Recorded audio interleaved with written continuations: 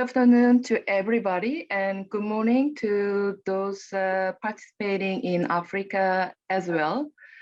I'm delighted to welcome everybody to the African Development Bank Group's webinar to present the African Economic Outlook 2022 to Asian audiences.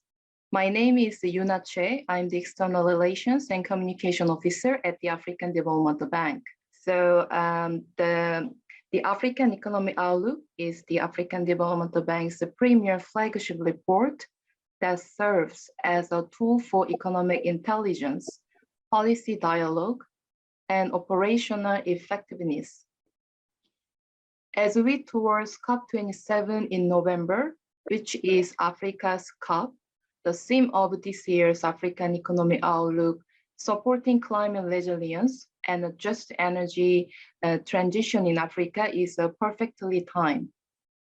The report focuses on the pertinent and pressing topic of climate resilience and energy transition in Africa under the net zero carbon strategy. The subject is crucial for both Africa and Asia, considered two of the most vulnerable continents to climate change. This year's presentation will be the third webinar jointly organized by the African Development Bank's Asia External Representation Office and Macroeconomic Policy Forecasting and Research Department after successful events in 2020 and 2021, which saw very positive feedback from around 400 participants from across Africa and Asia. So the agenda for today, it will be in three major segments. The first segment will be presented on African Economic Outlook 2022 by AFDB Vice President, Professor Kevin Rama. Then Dr. Bihar Dhawan, Director General of India's the Energy and Research Institute called TERI, will talk about the pathway and role of Asia. And Dr. Jong-woo Kim, Executive Director of the Korea Development Institute called KDI, will give a presentation about climate change and a just energy transition in Africa, implication for development cooperation with Korea. And then we will have a discussion and Q&A session finally. Okay, without further ado, let's go ahead and get started. Here he is. Let's welcome Mr. Takashi Hanajiri, Head of the African Development Bank, Asia External Representation Office, to deliver his opening remarks. Mr. Hanajiri. Thank you, Yuna-san. Dear sirs and madams, it is a great honor and privilege to invite such distinguished guests, commentators, and participants to the 2022 African Economic Outlook, or AEO, webinar for Asian audiences today. I'm Hanajiri, Head and Director of the Asia External Representation Office of the African Development Bank, or AFDB. I will be brief. I would like to express my gratitude to you all as an organizer, and also like to thank my dear Vice President and colleagues of the Macroeconomic Policy Forecasting and Research Department and our Asia office of the AFDB for arranging this event to take place. This year, AEO's theme is supporting climate resilience and a just energy transition in Africa, focusing on the urgent issue of the climate resilience and energy transition, especially in the context of the recent global conflicts, extreme climate conditions, and economic instability worldwide. Finding ways for international cooperation for sustainable long-term prosperity are needed the most. Africa is the most vulnerable continent to climate change, most punished by its adverse effect, despite having contributed the least to global warming. However, the continent is not alone. All of us have felt the devastating effects of destructive climate events such as extreme heat waves, hurricanes, typhoons, cyclones, floods, droughts that are becoming more and more common. These threats are too gigantic for any single country to cope alone in the world where all countries' effects ripple across borders. Another challenge is energy transition in Africa. When it comes to just energy transition, while it is essential for the Africa carry its fair share of commitment of climate goals, it is necessary that Africa be given the energy transition to balance its development goals and climate objectives accordingly. The transition to clean energy needs to open new opportunities that can drive socio-economic benefits, social inclusivity, and empowerment by bringing new policy, technology, and financing, particularly from private sector. Therefore, I believe today's event will provide a great opportunity to discuss potential pathways and solutions for Africa and Asia together to seek for innovative strategies and means to achieve more sustainable, more just, and greener development for thriving economy. The AEO has been the AFDB's core report for economic intelligence and policy dialogues.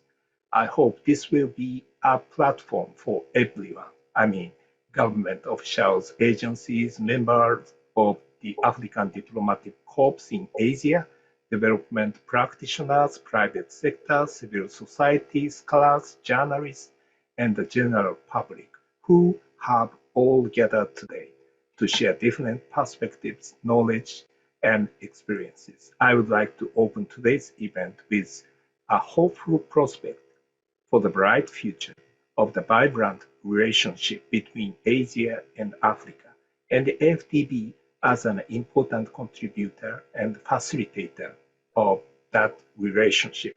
I look forward to Professor Kevin Chika-Urama's gorgeous presentation of the key highlights of the report, and also Dr. Bibha Dwaha from Energy and Resources Institute of India, and Dr. Jungwook Kim from Korea Development Institute, who graciously agreed to share their insights today. Lastly, please continue your interest in upcoming events and activities of us, the AFDB group. That's it. Thank you very much for your kind attention. Back to you, Yuna-san. Thank you very much, Mr. Hanajiri, for your insightful and also encouraging remarks to our participants. So now I would like to welcome Vice President, Professor Kevin Urama, to deliver his presentation on the 2022 African Economic Outlook. Let me introduce the Vice President briefly. The Professor Kevin Chika-Urama is currently acting Chief Economist and Vice President of the Economic Governance and Knowledge Management Complex, and the Senior Director of the African Development Institute at the African Development Bank Group. Prior to his appointment as a Vice President and Senior Director of the African Development Institute, he was a Senior Advisor to the President of the African Development Bank Group on inclusive and green growth strategy, policy development, and implementation. VP Urama is responsible for shaping and leading the bank-wide capacity development in the regional member countries to accelerate the delivery of the high five priorities of the African Development Bank, SDGs, and African Union's Agenda 2063. He is also an elected fellow of the African Academy of Science and extraordinary professor at the Stellenbosch University in South Africa, adjunct professor at the Model University in Western Australia. He was visiting professor at the Department of Science, Technology, Energy, and Public Policy at the University College London. Professor Urama has held various executive leadership positions in academia, international organization, and the private sector. He serves on various boards and international global research committees to deliver inclusive green growth and sustainable development. Vice President Professor Urama is currently on a mission in the US. However, he is now with us for today's momentous event with Asia, although it is now 4 a.m. in Washington, D.C. Thank you once again, Vice President. The floor is yours. Thank you so much, my sister Yuna, and my brother Hanejiri, for your organization of this meeting, and thank you to all the panelists and all the delegates for joining. I'd also like to thank my colleagues from the Macroeconomic Policy Focusing and Research Department, Anthony Simpasa, Adamon, and all the colleagues who worked really very hard to make this report that we're going to be presenting a reality. I'd also like to bring to you, to the Asian continent, the greetings of Dr. Akinwumi Adesina, the president of the African Development Bank Group, under whose guidance and leadership this report was written. He would have been with us to grace this occasion, except that there are so many other pressing Africa's development challenges that he's always addressing. So I bring you his greetings. My presentation will focus on the report that has been so ably introduced by Hanejiri and Yuna, on it, basically looking at supporting climate resilience and just energy transitions in Africa.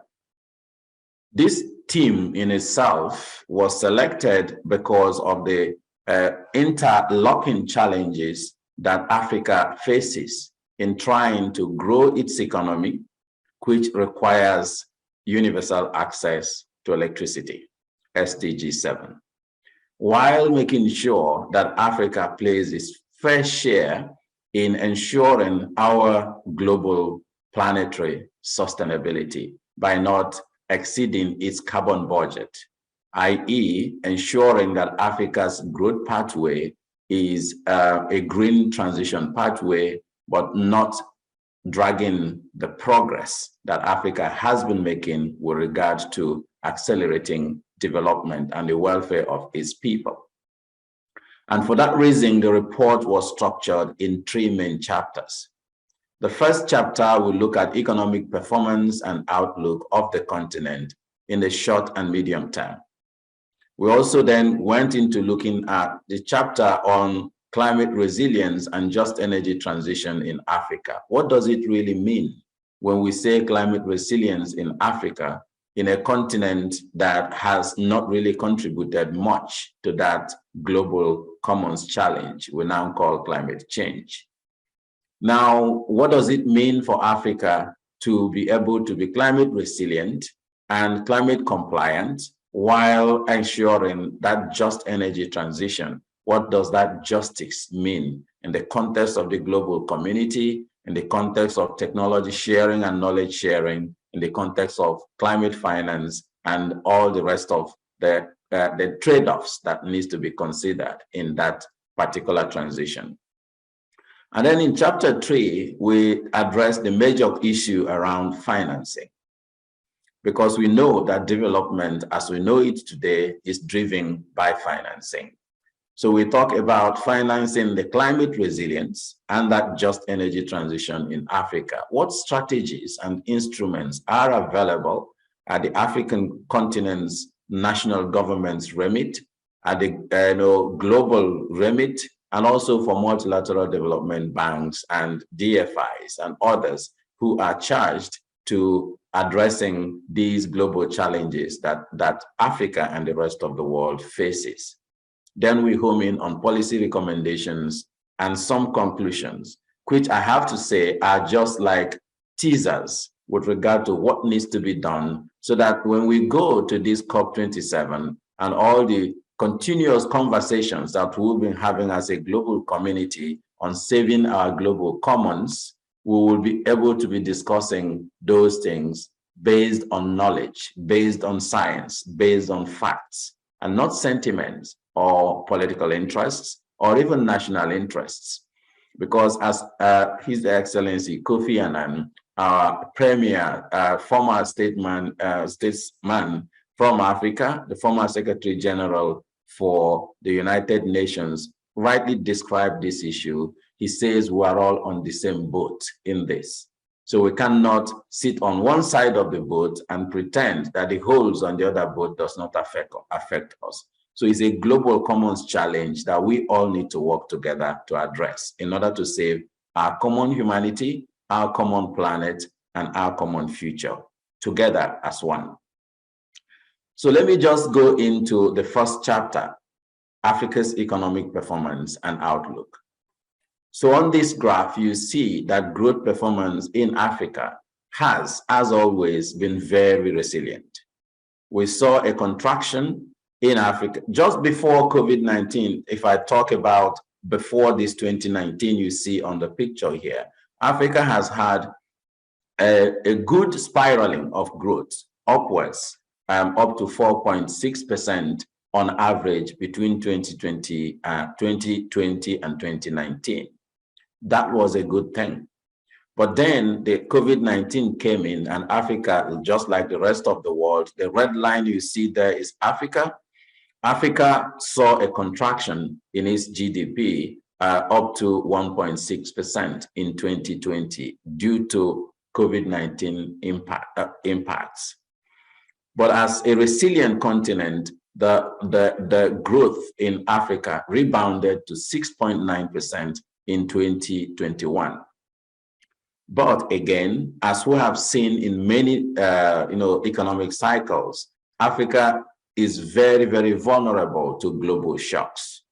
So after COVID-19, we've seen these global tensions, the Russia-Ukraine war, and the tightening of fiscal policy in the United States that is strengthening the dollar and creating a lot of transmissions, negative impacts on different economies, including Africa, like imported inflation. So our projection is that Africa's growth will go down to around 4.5% or 4.1% between in 2020 and stay in 2022 and stay the same way in 2023.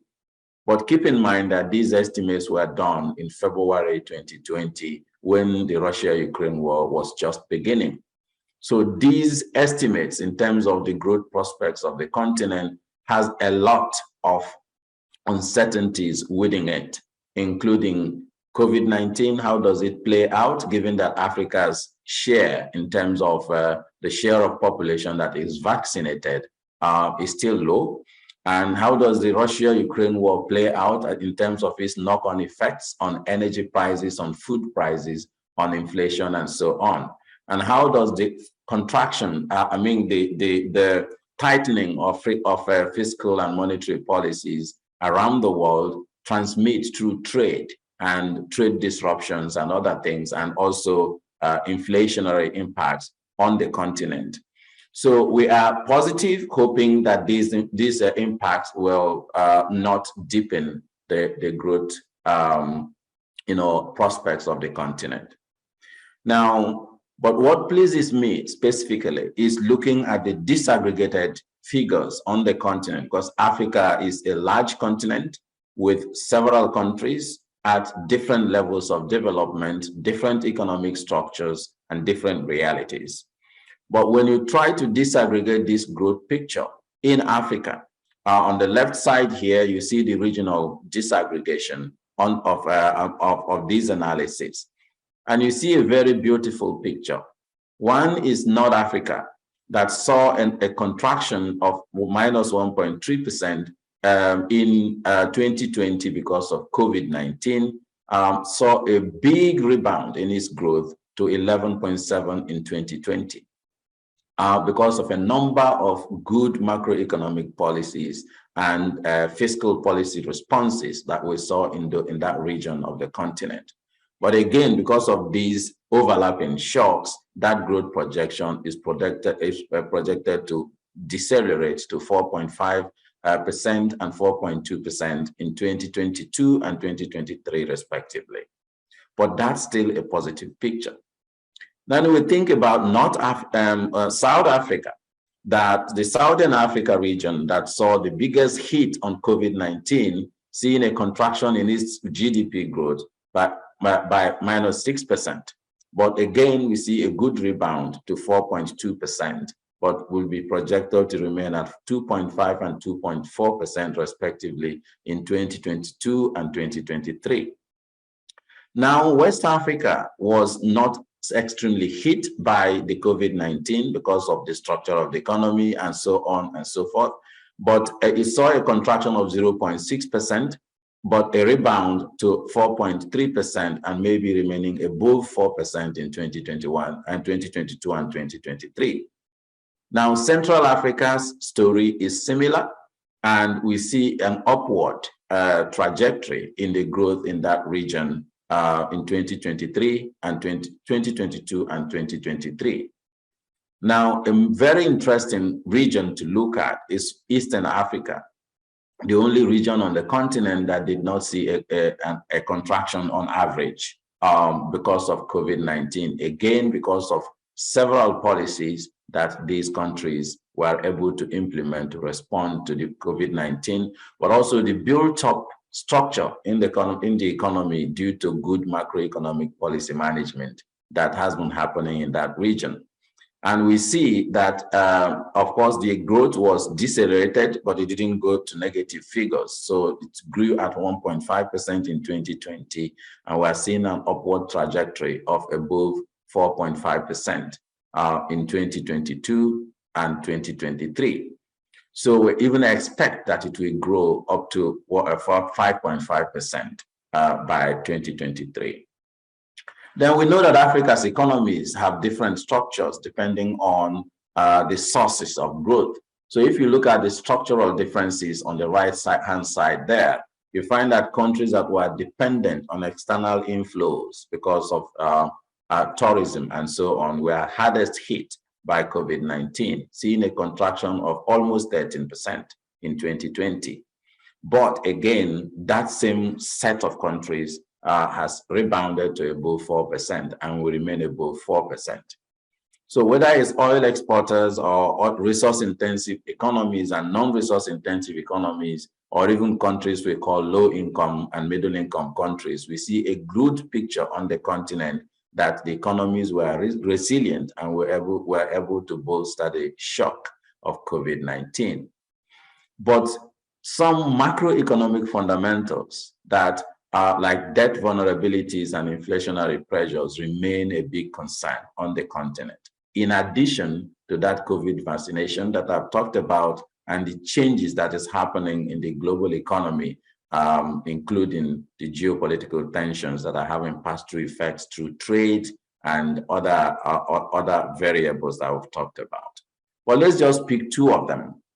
One is the gross government debt as a percentage of GDP. If you look at this picture, I want to make 2 points here. One is that COVID-19 was not the major source of the rising in debt vulnerabilities on the continent. We've seen the rise starting from 2010, really going almost 70% of GDP before we had the COVID-19. Of course, COVID-19 exacerbated the challenge. And another good point I want to make here is that you see how there was some changes in terms of slowing down and some kind of upward trends in the debt trajectories in Africa. And this in 2021 and 2022. And this was because of the effects of the global actions that were taken during the COVID-19. The DSSI initiative, that's the Debt Service Suspension Initiative, and also the promise of the common framework, and also the SDRs allocation by the IMF that created some fiscal buffers for the countries during that period. But the interesting thing to see here is that immediately after these, especially the DSSI initiative was ended in 2021, December 2021, the debt trajectory has started going up again.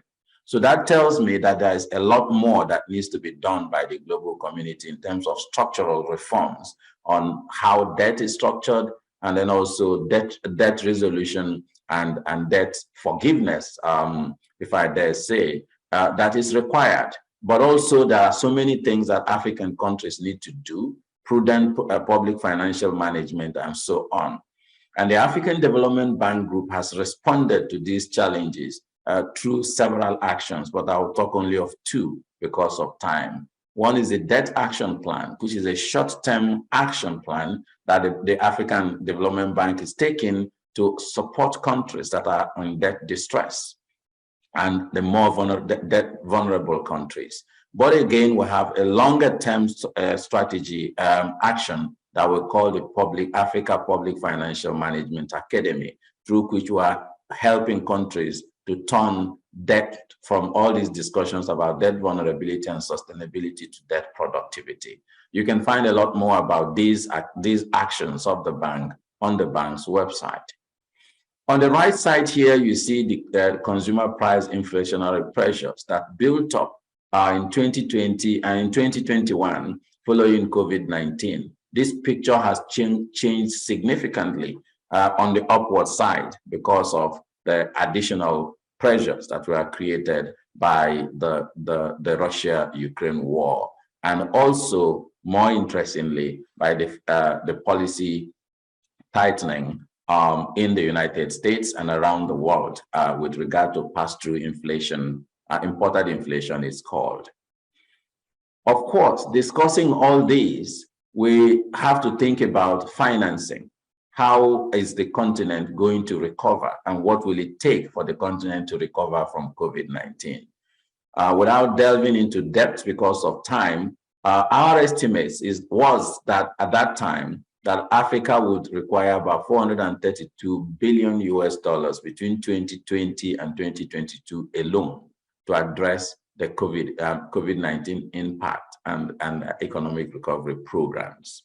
And even if that resources were made available, which we know is not made available yet to the continent, catching up to the pre-COVID-19 and pre-Russia-Ukraine conflict poverty recovery rates in Africa will take up to a decade. So put simply, the COVID-19 and the early phases of Russia-Ukraine war set Africa's poverty reduction, which is SDG Goal 1, progress back by a decade. So even if we have the resources, it will take almost a decade to be able to recover. But those are just the numbers of Africans who have been pushed further down into abject poverty because of these shocks. 28.7 million people in 2021, 29.6 million people in 2022 and 2023. And because of the Russia-Ukraine war, we expect around additional 2 million people to be pushed into abject poverty. So this story on economic outlook of the continent is a mixed picture, as usual. One, the economies are very resilient and we're able to absorb the shocks. Two, there are several uncertainties that are beyond the capacity of the countries to address due to global tensions, global policy movements, volatility in the global markets, and several other things, and also debt and debt sustainability challenges, inflation, and several other things that we've talked about. But again, you see that there are also several things that African countries themselves can do to help themselves, which we have talked about. You can read a lot more about that in the report. Then we looked into the second chapter, which is climate resilience and just energy transitions in Africa. What does this mean? If Africa wants to come out of this continued volatility in its growth, it needs SDG 7 to be implemented fully, universal access to electricity, for several reasons. But doing that also means that Africa needs to be considerate of where the world is today and the realities of the implications of energy transitions on global sustainability. Because again, like our statesman told us, we're all in the same boat. So we looked at climate vulnerability, climate readiness, and climate resilience in Africa and around the world. And we find that the South Asia is more climate vulnerable than Africa, Africa coming second in the world in that regard. But even that South Asia that is more vulnerable than Africa to climate change because of its physical locations and geographical locations and other realities that makes them more vulnerable. They are also more ready to adapt to climate impacts than Africa. So Africa is the least ready continent. So this already triggered questions in me. What is South Asia doing that Africa is not doing? And what can Africa learn from South Asia in terms of becoming more ready to adapt to climate change impacts, even though South Asia geographically is more vulnerable than Africa. But when we look at climate resilience, which is a combination of the vulnerability and readiness, we find that Africa is the least resilient continent in the whole world. And not just least resilient continent, it's by so much in terms of the lack of resilience on the continent. Now, if you look at the continent itself to start addressing that question of what is Asia doing, what is the rest of the world doing that Africa is not doing, then you find that also there are several good examples in Africa on countries that has built economic structures that makes it readier to address climate change and to be less vulnerable to climate change. So that led us to some immediate conclusions coming at this from the economic lens, that economic structures matter for climate resilience and climate adaptation. So building the economies of countries that are very vulnerable to climate change is actually a climate policy for several reasons that I'm going to come back to. So on the other side of the coin, that taking policies that slows down economic growth in Africa is not a good climate policy. So we need to go back to that as when we start addressing the impacts and the interplay between climate and energy transitions. Then we looked at the obvious question: what are the impacts of this climate change on the continent, the socioeconomic impacts? And we find that Africa is already losing 5 to 15% of its GDP per capita growth between 1996 and 2015 because of climate change. Now, this is a huge number. 5 to 15% of a continent's growth is being lost because of climate change. So this is why, after looking at this report, I started calling climate change the major existential threat to the continent. But this is in addition to increased mortality, some of which are not recorded, the climate-induced conflicts. We are seeing a lot of conflicts on Africa that is because of drying out of Lake Chad and the rest of them, and also conflict that has been created by the human displacements because of climate change, but also intra-regional and rural-urban migration and international migration that's also being driven by climate change. So to address all these requires significant financial investments, cost-benefit analysis, and also trade-off analysis. So climate policy in Africa is not simply talking about energy transitions. It's not simply talking about CO2 emissions. It's a very clear interplay of economic growth policies, poverty alleviation policies, health policies, and all these policies with the climate objective, so that we are not creating trade-offs that makes climate policy unpalatable for citizens and also for countries. So, but when we try to do cost-benefit analysis, you find that climate resilience, building climate resilience has multiple advantages beyond the costs of not doing it on the continent. So, but then this raises the question of climate justice and just energy transitions. And also, how do we focus on addressing climate change, and what are the knock-on effects on achieving other SDG goals? And if you did a correlation of per capita electricity consumption and GDP per capita. This is the one you see on the picture. You see like almost a one-to-one correlation. You do it with HDI index, you find the same thing. So to some extent, you can find that access to energy is a clear proxy for GDP growth on the continent. And if you try it around the world, you find exactly the same thing. So the challenge here is we know that SDG 7 requires universal access to electricity, but we know that climate action requires a reduction in CO2 emissions. If you did this mapping also with growth, GDP, and CO2 emissions, you find almost a similar perfect correlation.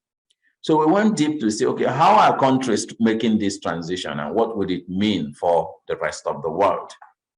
And if you look at that energy mix of selected regions of the world, we have Africa, we have China, European Union, India, and United States, where we had the data.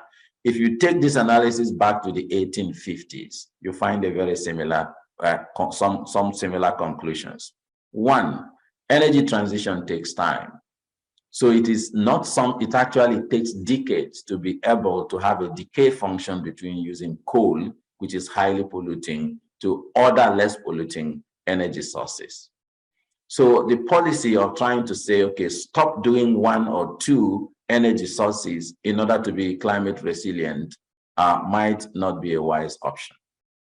Second, most of the transitions we've seen in Africa, in European Union and United States were driven by moving away from coal to gas. And in European Union and United States, in addition, that red bars you see there is nuclear. So, but Africa is not having the capacity to do nuclear energy for several reasons. It has the capacity on gas. So natural gas is a very clear transition fuel that must be part of the energy mix if the world wants to transition to lesser polluting energy systems. Then the green bars on top there is renewable energy.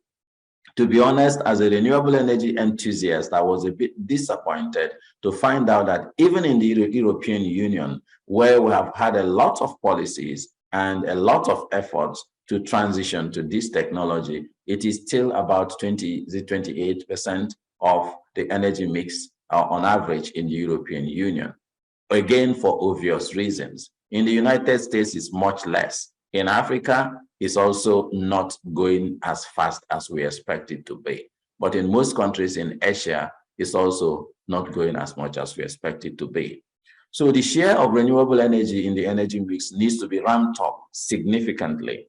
But again, that takes financing. It takes knowledge sharing. It takes technology sharing, and so on. But the beautiful story here is that Africa's energy mix, based on our analysis, is amongst the least carbon intensive in the world. So again, that tells me that trying to drive energy transitions in Africa that slows down economic growth is not good for growth, it's not good for society, it's also not good for climate. So that's another conclusion from that analysis. So what does just energy transitions then mean in the lens of the Paris Agreement, especially with regards to its common but differentiated responsibilities? So we looked at the carbon budget of the world. What does it take for the world to stay within, to achieve the net zero goals?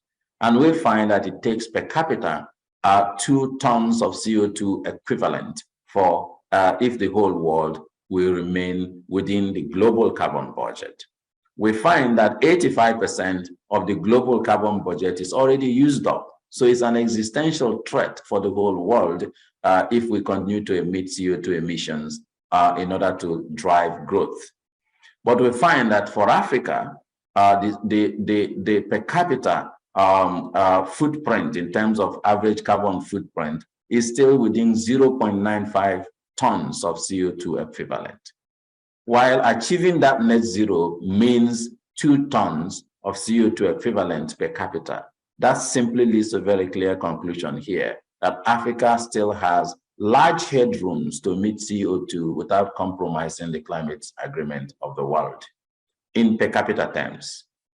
But when we did this analysis for other regions of the world, you'll find that some countries, like where I'm sitting in the United States, has already consumed 14 tons per capita.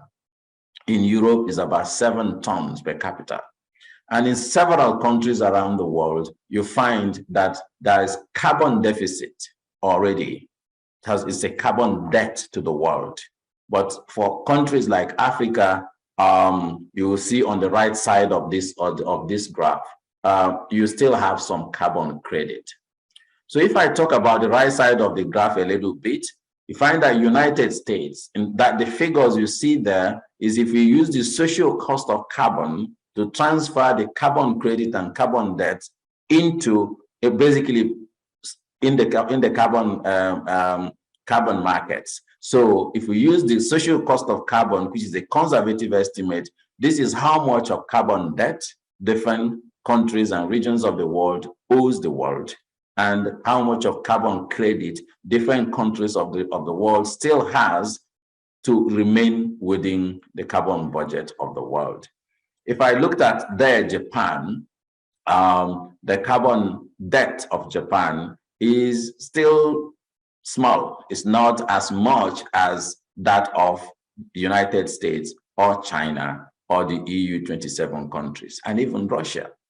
But countries like India, Africa, and the rest of the world has carbon credits that if the climate finance architecture were well set up, it was supposed to mean this transfer of resources between countries in order to be able to achieve the net zero, which is our global commons challenge that requires global action by all actors around the world.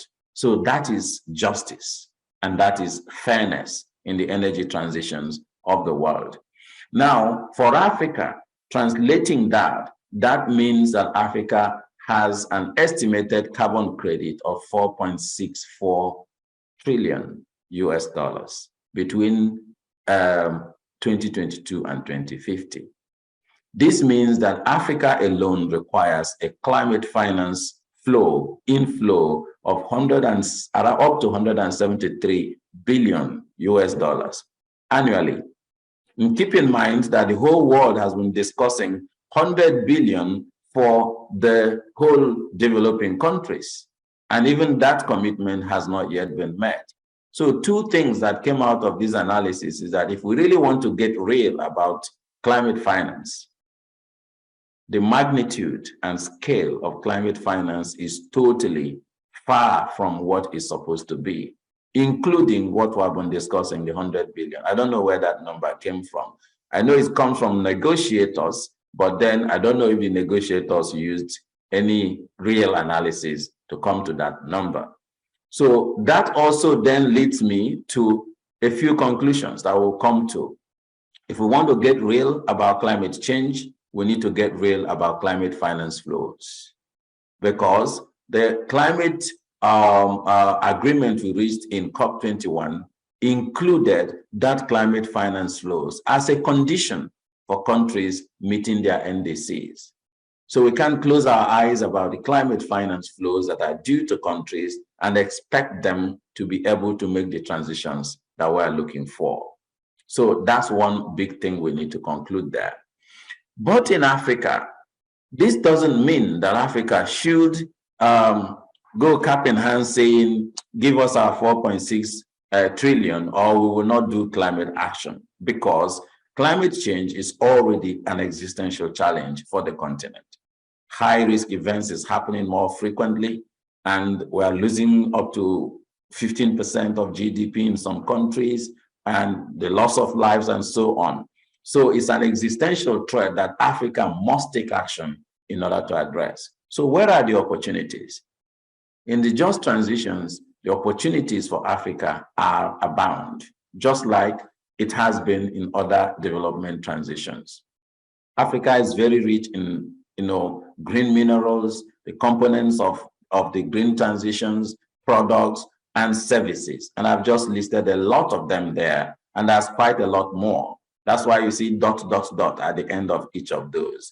So Africa is so rich in these resources that are supposed to be the bedrock of the green transitions. So how does African governments take advantage of this to become leader in the new development paradigm that is evolving? Because the technology shifts, the market shifts, and the policy shifts will make continued investments in high carbon emitting energy sources. Will have two things that will happen. You will have transition risks there, but you will also have asset stranding risks there. So it doesn't make good policy for Africa to say, let us continue to invest in high carbon emitting energy sources, because Africa has the opportunity to build out the renewable energy sources, but also to benefit hugely from the green development minerals that it has so much. But the short-changing factor there is finance. So from this story, there are three things that already has come out. We have COVID, we have conflicts, we have climate change that are triple C's affecting Africa's growth. But for me, if I also use the words of President Adesina, we have three F's that will address that: finance, finance, and finance. And without addressing that finance question, it will be challenging for Africa to move forward. And that is why this report focused on the third chapter on financing climate resilience and just energy transitions for Africa. What are the strategies? What are the options? How can we make it happen? And we found a number of things that are very worrying. One, the climate finance structure is complicated and loosely defined. And because of that complication and loose definition, it makes it easy for countries to climate wash several development SDG financing options, including ODA, and also use different tools like debt financing to support climate transitions and call it climate finance. So it becomes very challenging to see how countries who are already vulnerable to climate impacts, who are already poor, so they are vulnerable to global shocks, are also being made even more vulnerable by giving them debt financing as climate financing, or using ODA resources that are supposed to address SDG 1 to focus on SDG 13, which is climate action. So that creates trade-offs between different SDG goals and climate change, and makes climate change, if I should say, less palatable for policymakers to address. So we need policies that juxtaposes all the SDGs and is not creating such trade-offs. So in that point, we make a conclusion that climate financing must be new and additional. It mustn't be climate washing other existing development financing options. Then the second finding there is that climate finance is misaligned with climate vulnerability. And that's the picture you see on the left side there. The more climate vulnerable countries do not have the economic structures and capacity to access climate finance. So the climate finance flows are going to countries that are higher emitters. So it looks as if climate financing is structured to benefit emitters. So the more resilient, climate resilient you are, the more you can access climate finance. This also tells me that there is need for the world to look at alternative options to get this climate finance to countries that require it the most.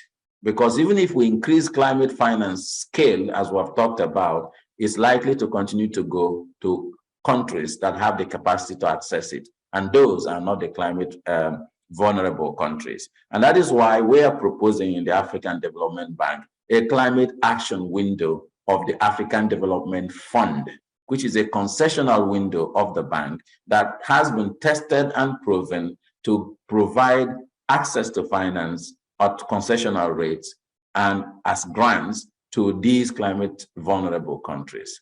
So replenishing that fund significantly and supporting the climate action window that we have created in that fund will help to channel climate finance to where it's needed, and not basically trying to reward emitters by giving them more climate finance. And the time is ticking, so let me go into the scale of the climate financing, which we have already talked about, highly misaligned with the needs that we have. So if we looked at only focusing not on the climate, the carbon credits of Africa, which is 4.64 trillion, but talking about, okay, let's get real. How much does it cost Africa to implement the NDCs that was part of the climate agreement in Paris? It will cost Africa up to 1.6 trillion US dollars between now and 2030.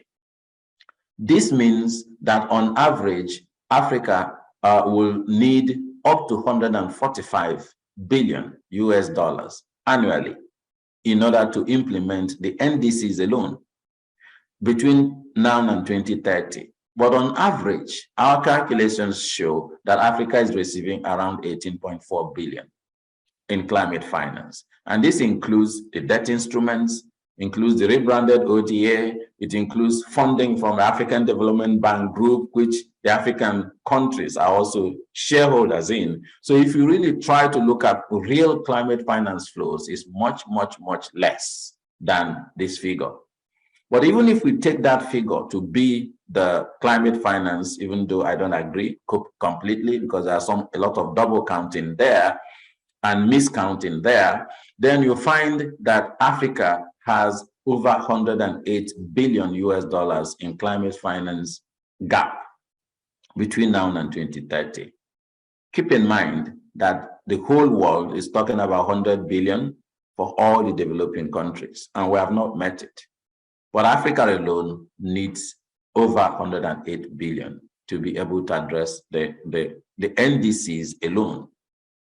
That means if this current trend continues, there is no way we can pretend or even contemplate that Africa will meet its NDCs. So what does this mean for African countries? There is a lot of need for policy coordination. And I've talked about coordination between monetary policy and fiscal policies, but also coordination among sectoral policies to ensure that we don't create these trade-offs that we're seeing evolving with regard to focusing on climate resilience alone. We need to build and strengthen value chains. Someone will ask me, value chains in climate finance, why? Because in Africa, a lot of the climate, of the carbon emissions actually comes from the embedded carbon in products. And also, if you look at the life cycle of products, even the green technologies are not very climate neutral in Africa. Why? They are taken from sources of raw materials, distant countries, on ships that run on oil and gas, and then come back again, the final product. So if you put all the carbon emissions that are involved in producing even solar panels, they are not carbon neutral in Africa.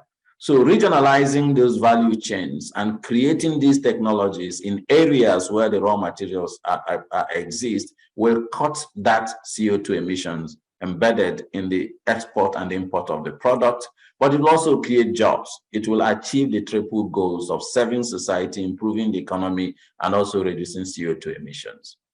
Now we need to scale investments massively in the renewable energy and green technologies that I have talked about. For me, it's not because of climate change that African countries should invest in this. It is because of market competitiveness, comparative advantage, and opportunities in the new market transitions that we are seeing. And also it is because of the asset stranding risks and the market risk involved in trying to continue in the old way. The markets are shifting, the policies are shifting, the technologies are shifting. Let's go with the flow or we'll be left behind. We need to invest in institutional capacity for development of these green transition technologies and products, because one of the challenges of the continent has always been not being able to participate because of lack of soft infrastructure on the continent. We get loans to build hard infrastructure and we remain indebted for that hard infrastructure, and we don't have the education, the skills, the capacity even to maintain some of those infrastructure. So investing heavily on soft infrastructure becomes a very good climate policy for Africa. And this is why the African Development Bank is currently working on a knowledge and capacity development fund for Africa to focus largely on this soft infrastructure development on the continent. Now, policy recommendations for the rest of the world and the MDBs and development finance institutions. For me, it's about building trust. When we go to COP27, at the basic minimum, let us stand tall and meet the 100 billion climate finance commitment that was made. As I've mentioned, that commitment made to the whole of the developing countries is not enough for Africa alone. That means that beyond meeting that commitment, we also need to think about this misalignment in climate finance flows to Africa and think of how to ring-fence some of that resources to go to the fragile countries in Africa by channeling it through the African Development Fund. Then we also need to think about what does it actually mean to get the NDCs implemented, because climate adaptation is not an incremental action. If you are building a flood defense and you build it 99%, you have not built it, because the flood will still come and destroy lives and property. So we need to scale up climate financing to meet the needs so that we'll be able to make them effective. We need to expand and deepen innovative financing instruments and leveraging private sector finance, see how MDBs and public sector resources can be used to de-risk financing for some of these existential challenges, because the existing financing architecture we have doesn't seem to have served us so well, especially in addressing these global commons challenges that we're all been facing.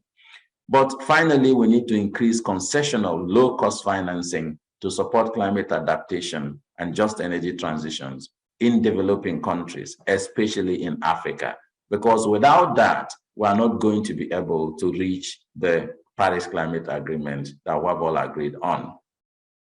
In conclusion, let's keep in mind where I started.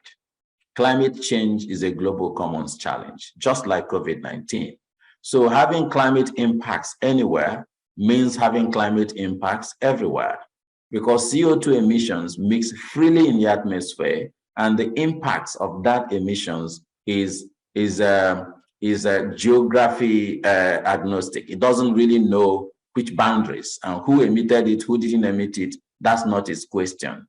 So emissions in Africa, if Africa is not helped, and emission by providing technologies, knowledge, and finance, and Africa starts emitting more CO2 emissions, it doesn't matter how much policies we have in the United States or in Japan on climate, we will all still be vulnerable to climate impacts as a global community.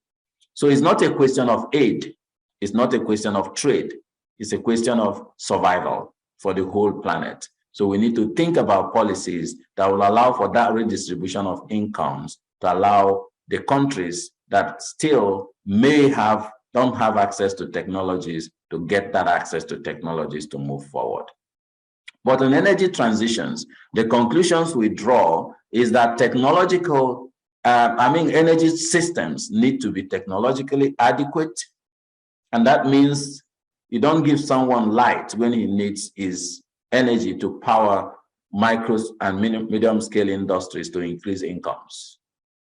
Maybe the person in some rural villages in Kenya, when I was doing research on energy transitions, one woman told me, what I need is not your light. I have 12 hours of light already.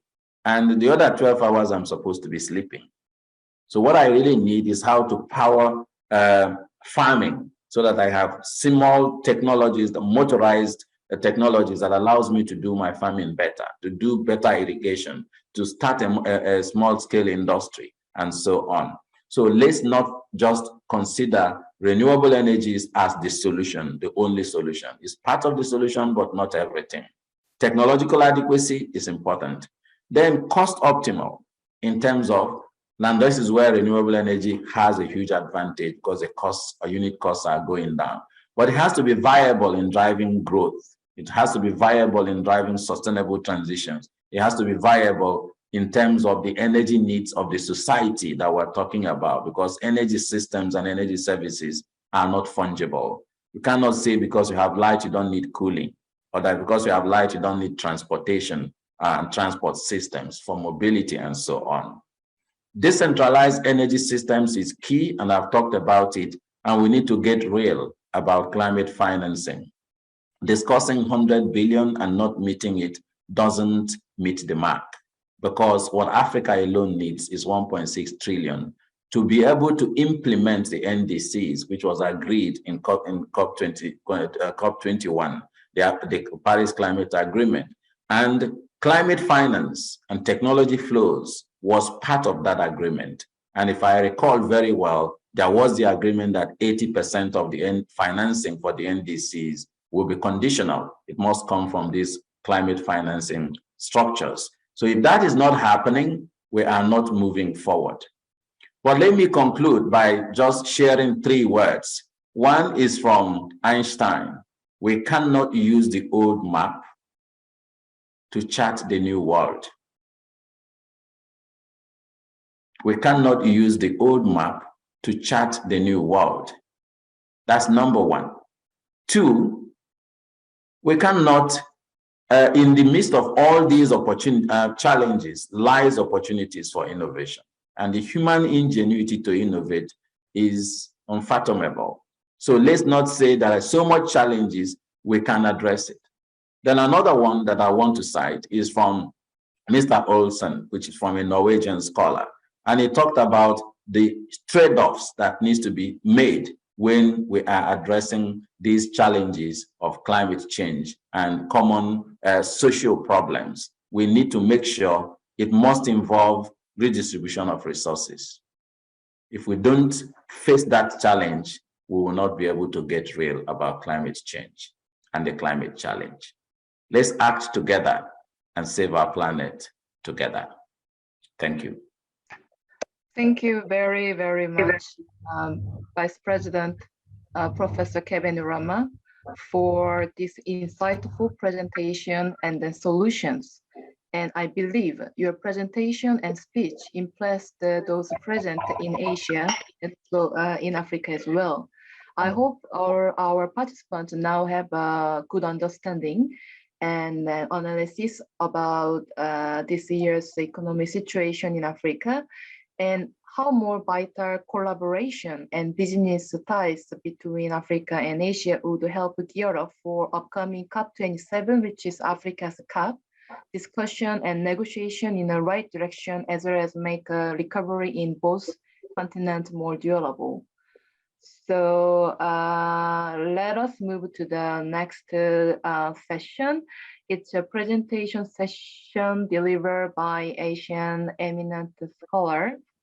I wanted to welcome Dr. Bihap Tawan to share her view. Let me briefly introduce about Dr. Bihap Tawan. She is the Director General of India's premier research institute, the Energy and Resources Institute, called TERI. Dr. Dan has been associated with TERI since 1985. Dr. Dawan is actively involved in research as well as policy development at the national and international level.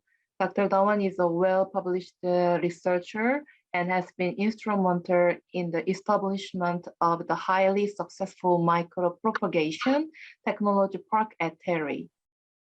And also, Dr. Dawan is the winner of the Indian Women Achievers Summit 2017, Women Leadership Agriculture Award 2016 by Indian Council of Food and Agriculture, and also the first biotech product and process development and commercialization award of the Department of Biotechnology in 2000.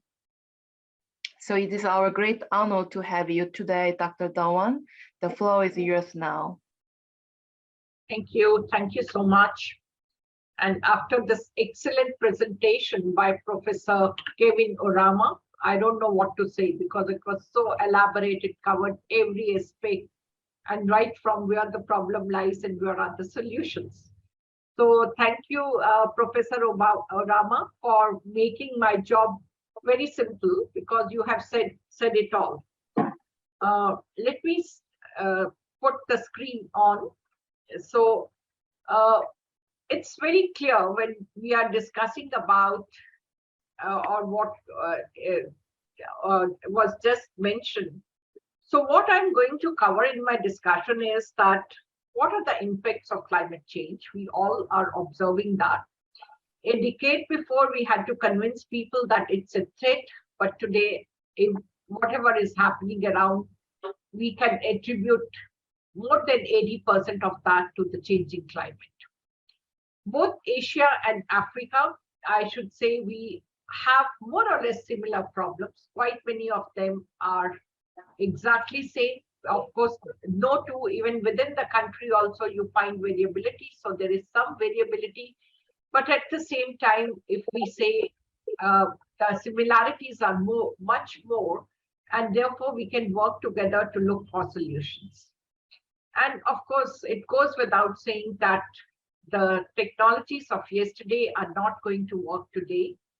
And so is true with the energy, the way we used to generate energy, use energy, and it's going to change in the near future. And I'm a very optimistic person, and many years back when we were talking about that the existing supply of petrol and diesel perhaps will take us till 2025, and I always used to say before that we will have solutions. And really speaking, the way we are today, it can well be that whatever is remaining in the oil wells, perhaps that's going to remain there only, and we'll have much cleaner options in very near future. So when we talk of climate change, next one, we are talking about, as also mentioned by Kevin, that we are talking of not just change in the climate, because the impact of climate change, it is on every sphere of life. This year, even in city like Delhi, the temperature has crossed 50 degrees centigrade, which is very, very high. Earlier, it used to be a couple of days with 45 or so, but then this year it was really very hot. And this rise in temperature has also resulted in delayed monsoon. Now, delayed monsoon then had impact on harvesting of paddy, because the grain must dry before you harvest paddy. And we have very short window between harvesting of paddy and sowing of wheat. So that window got further shrunk, because now is the time we haven't harvested 100% of paddy, and wheat sowing has also started.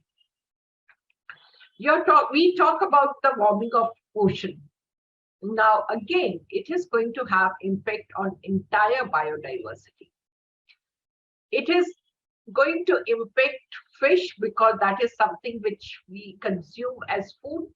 It's going to have impact on microflora as a whole. So what kind of food will be available to the fish, and so on.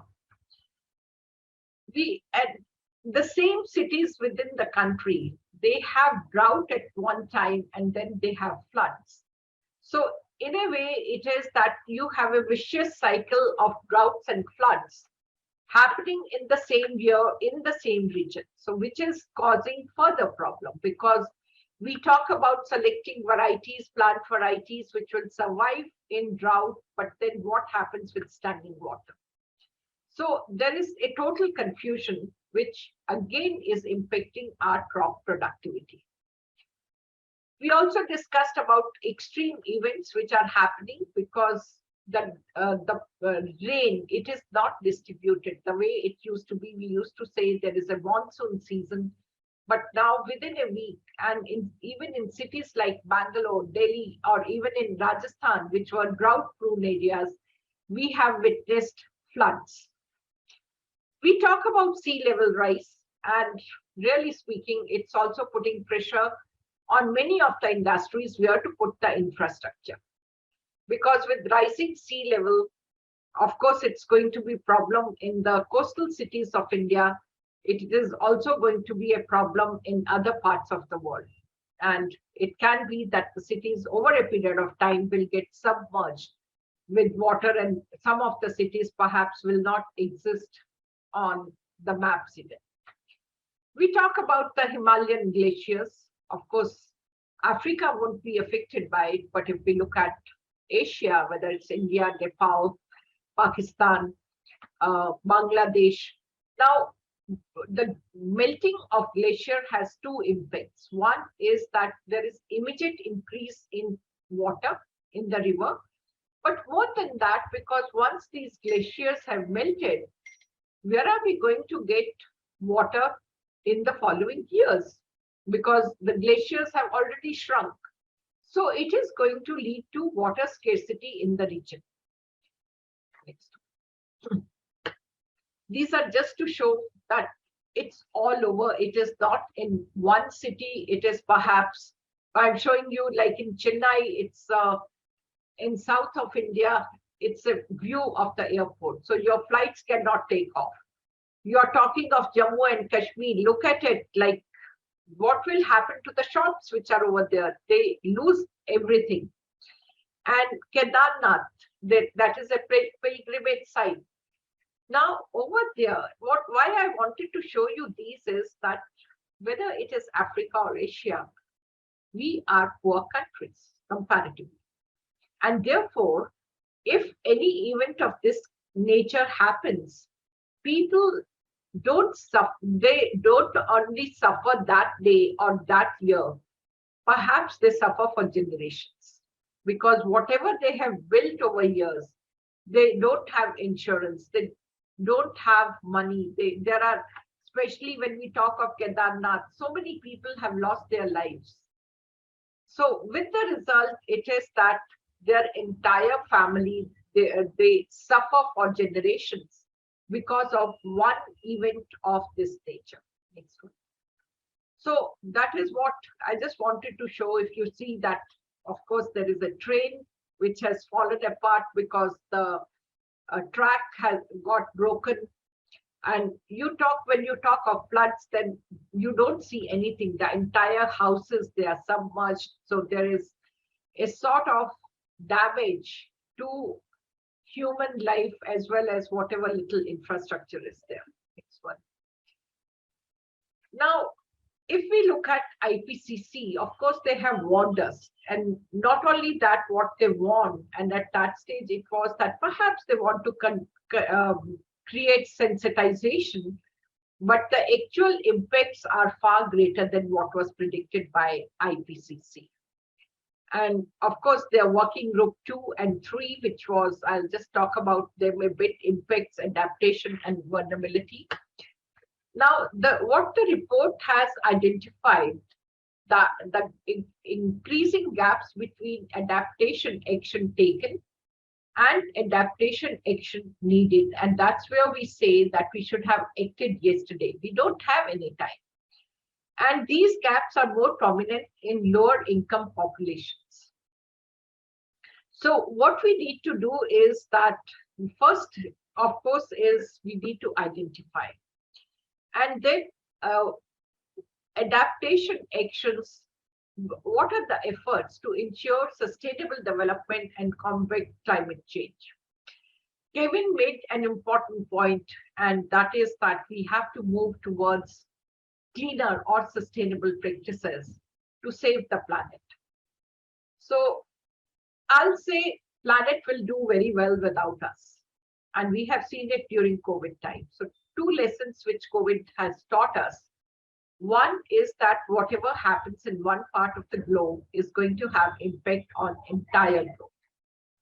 Number 2 is that the nature can do very well without us.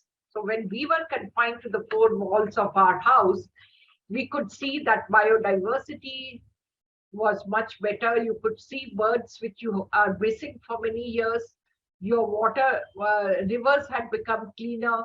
So really speaking, the planet or the nature can do much better without our interventions. And it is we who are creating problems, and then we blame the nature.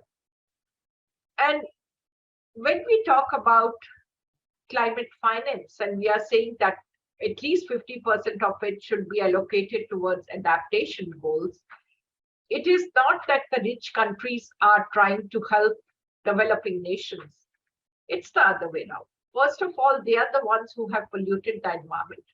They are to be blamed because whatever has happened so far is not due to efforts in Asia or Africa. It's largely from the other developed part of the world. And it was shown very clearly, even today, in terms of emissions per person per year, we are amongst the lowest. And if the entire globe comes down to this level, perhaps it will be a much better place. But they are not going to come down in terms of emissions. Rather, with growth, with economic growth, perhaps we are also going to move a bit in that direction. We should be sensitive towards it, how much we should permit, and should we go for cleaner options, which fortunately are available today. The other is that let's not try to put everything on the governments. It is perhaps responsibility of each one of us, and that is where the concept of life, that our lifestyles are going to be extremely important to determine our future. We can go back and look back. How have we grown? What was our childhood versus what our children are doing today? And we ourselves, the economic growth, the moment you become, I should say, if you are able to afford something, I'll say the very first thing we invest is in gadgets, whether it is a mobile phone. We want to have, perhaps even the TV at home should have a remote. We want to run air conditioning even at temperatures which you can manage otherwise. And then is mobility. You want to invest in car or at least a two-wheeler, so that what you are doing is that you are moving towards a comfort zone, which indirectly is also having negative impact on your health because you are not doing enough exercise. And then, of course, everything, even your computer monitor, is going to have impact on GHG emissions as a whole. And it's the entire life cycle that you have to look into, from its production to dismantling once you have thrown that gadget.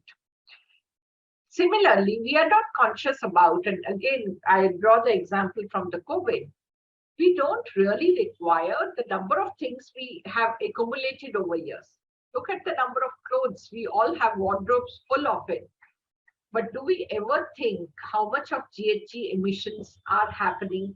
Because even if you're buying a t-shirt, it's resulting in some GHG emissions, some use of natural resource, that is water. So ultimately, it is our greed which is putting enormous pressure on this planet. So this kind of involvement of stakeholders is extremely important, so that we move away from consumeristic society to a society where we value natural resources.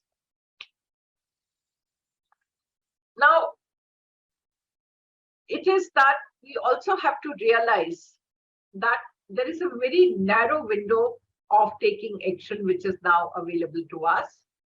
We really have to move towards moving away from fossil fuels and going towards energy of efficiency as much as possible, renewable energy, and conservation and restoration of forests and lands, so that, or what we are talking today about, nature-based solutions. And happily, it has started happening. We are talking about carbon credits. Because see, when we talk about, and as I said, that involvement of every stakeholder is required, even a kitchen in rural India, how do they burn wood? What kind of wood they burn? That is ultimately going to have impact on emissions. We request them to invest on improved cook stoves.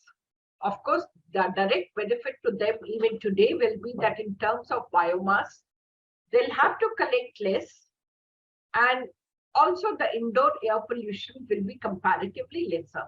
But usually these are the things for which you cannot have direct financial benefit. Now, can we develop a mechanism whereby a farmer or these populations in rural part of the country, they are given carbon credits?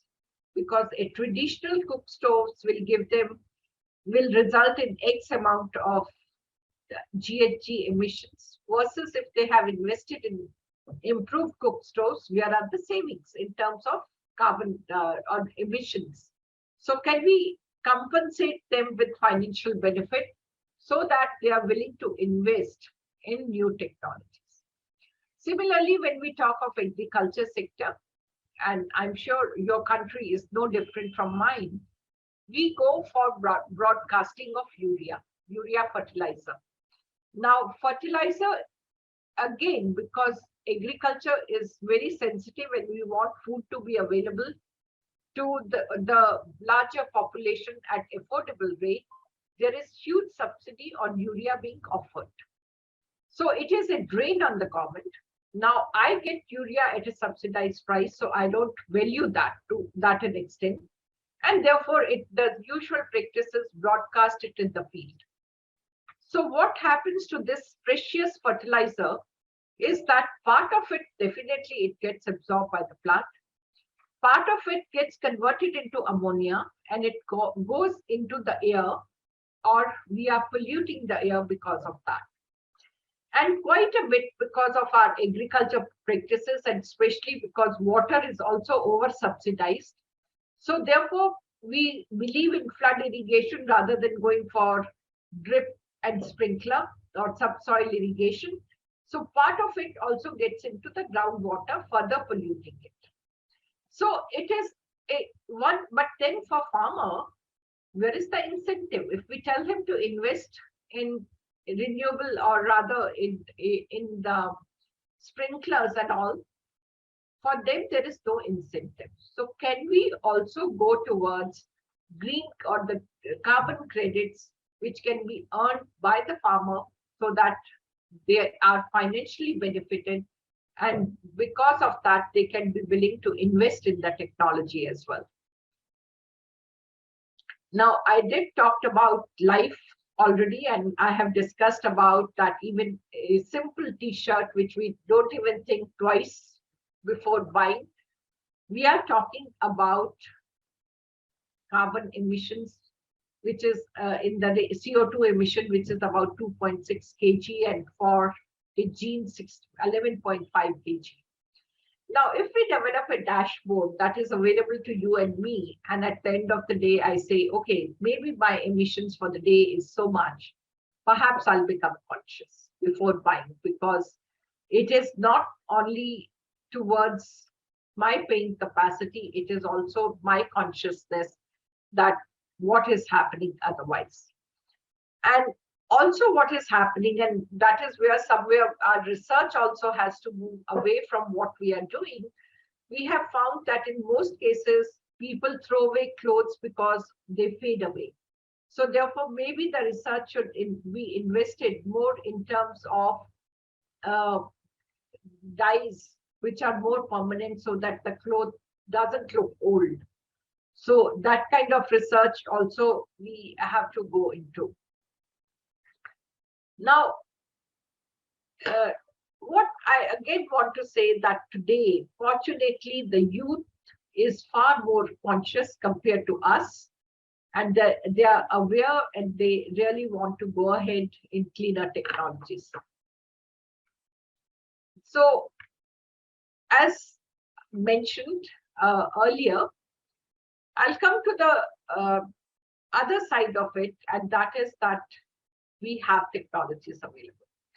I'll also say where we are better than perhaps other countries in the world.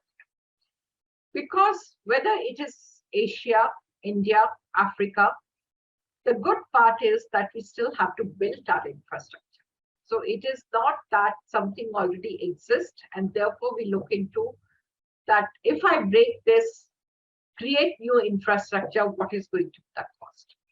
Rather, since I have to construct most of my infrastructure, I can look into where are the options available. We are talking about compressed natural gas. it's again killing two birds with one stone, because we have so much of agriculture residue, which is either burnt or utilized in the most inefficient manner. Can we go for CNG production? Whatever, once you have produced the gas, the leftover slurry is a good, rich manure. And again, it will help in further reduction of GHG because your urea demand will go down. Electric vehicle, very good, but then it is not just going for electric vehicle. You have to do the life cycle analysis, that because there is additional emissions with electric, with the manufacturing of EV, then what kind of run it should do to justify? Do we have the infrastructure? Because again, if you're generating electricity from coal, it is no more a clean technology. You have to produce electricity from solar or one of the renewable sources. Sorry, Dr. Dawan, due to the time constraint, kindly summarize your presentation within 1 minute. Sorry, and thank you. Okay. So hydrogen, the entire world is talking about it. What I would like to say in the end is that what is required is partnerships, and because technologies are available, but it's not going to be plug and play. We have to develop technologies, fine-tune them to our requirements, that is small and medium enterprises, small farmers, and that is where we require partnerships between the two countries. And let's not neglect the West, because they will also give us the technologies which can be fine-tuned. Thank you. Thank you very much, Dr. Dawan, for your brilliant suggestions about the way forward. We would like to listen to you more in the discussion session afterwards. Thank you so much once again. And let me now introduce Dr. Jung-woo Kim, Executive Director of the Global Knowledge Exchange and Development Center and the Center for International Development at the Korea Development Institute, called KDI. Since joining KDI in 2007, Dr. Kim has accumulated diverse experience in both policy research and project management. He had also held various executive positions at the KDI as a director and vice president of the Department of Industry and Competition Policy, as a director of the Center of Regulatory Studies. Currently, Dr. Kim is responsible for designing, executing, and delivering the knowledge sharing program known as Korea's KSP, and other development cooperation projects with multiple partners, including multilateral development banks, including African Development Bank, UN agency, and partner government. It is our great honor to have you today, Dr. Kim. The floor is yours.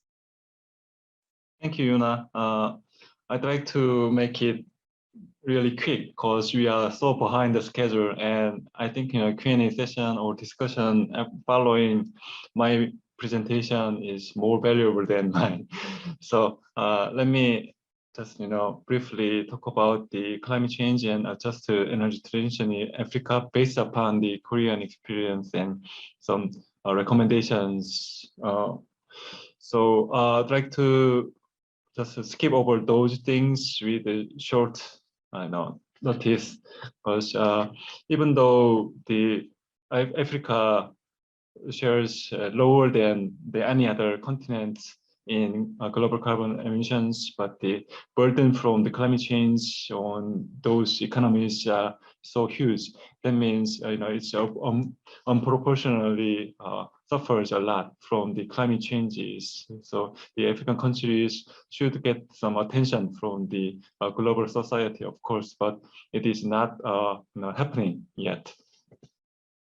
And also the burden does not limit to the climate, rather it directly harms some daily life of the African citizens. You can see that the healthcare costs is higher or way higher than the any other countries. So the African countries suffer a lot from the climate changes, and that has some kind of impact, really negative impact on the quality of life in African society. But there is a strong demand and huge demand for those climate changes. However, the affordable, the budget is really low. So around 10% of the necessary budgets. So you cannot mobilize public expenditure or public budget allocations, because there's a big gap between demand and supply for the financial areas. And you cannot rest on the private sector's investment, because private finance accounts for only 14% of those things. So even though you want to actively anticipate the private engagement in the climate change financing, you face that there's a lack of huge gap behind those issues. So actually, the Africa needs more money, more resources, more attention for those climate change issues. Recently, Korea announced the Green New Deal, and also it is not domestically announced, rather international agendas such as Green New Deal ODA is already included on those pictures. So you can see that there's some climate changes, the climate-related ODA. Korea has a bigger chunk of the entire share.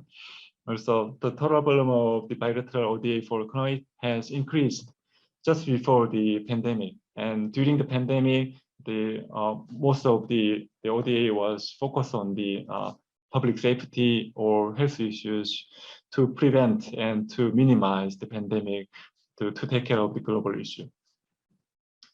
However, Korean New Deal deals with the great transformation from gray to green.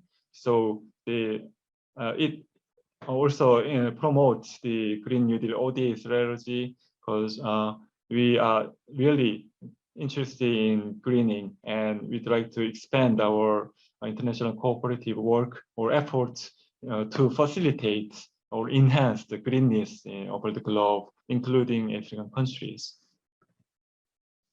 So there are 3 pillars for the Green New Deal ODA strategy. So fit for partner countries and leading global discussions and initiatives in greenness, and nurture the promotion of the partnerships, of course. So there are key factors. So we'd like to support Green New Deal ecosystem in developing countries, not just the public side, rather we try to build up the sound ecosystem with the private sectors, along with the public sector as well. And also we'd like to focus on the green energy and eco-friendly mobility in developing countries.